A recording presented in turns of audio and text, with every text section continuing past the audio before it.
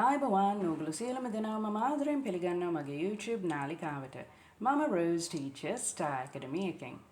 මේ පාඩමෙන් අපි ඉගෙන ගමු නිතරම spoken English වල භාවිතා කරන පද කීපයක් දිහා. A piece of cake, cake කෑල්ලක්. Turn to jelly, jelly බවට පත් වෙනවා. Not my cup of tea, මගේ තේ කෝප්පේ නම් නෙමෙයි. මේ පදවලට අපි ඉංග්‍රීසි වලින් කියන්නේ idioms කියලා. සිංහලෙන් අපි මේවට කියනවා ඉඟි වැකි එහෙම නැත්නම් රූඩි වැකි කියලා.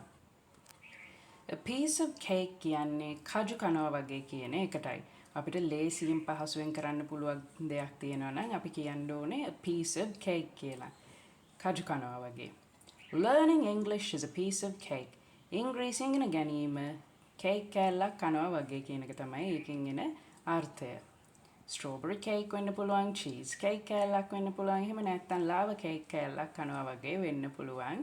ලේසියෙන් පහසුවෙන් කරන්න පුළුවන් දෙයක්. Turn to jelly කියන්නේ jelly බවට පත් වෙනවා කියන එකටයි. jelly සාමාන්‍යයෙන් හෙළවෙන සුළුයි.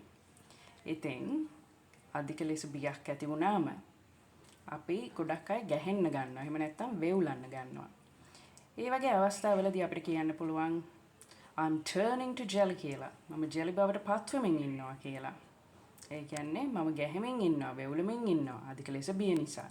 Turn to jelly. Not my cup of tea. මගේ තේ කෝප්පේ නෙමෙයි. මේ ඉඟි වැකියෙන් එන අර්ථය මගේ තේ කෝප්පේ නෙමෙයි කියන එක නන් නෙමෙයි.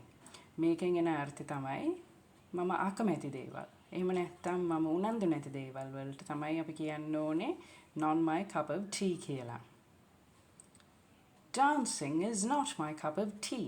නැටීමට මම කැමති නෑ. එහෙම නැත්නම් නැටීමට මම උනන්දු නෑ.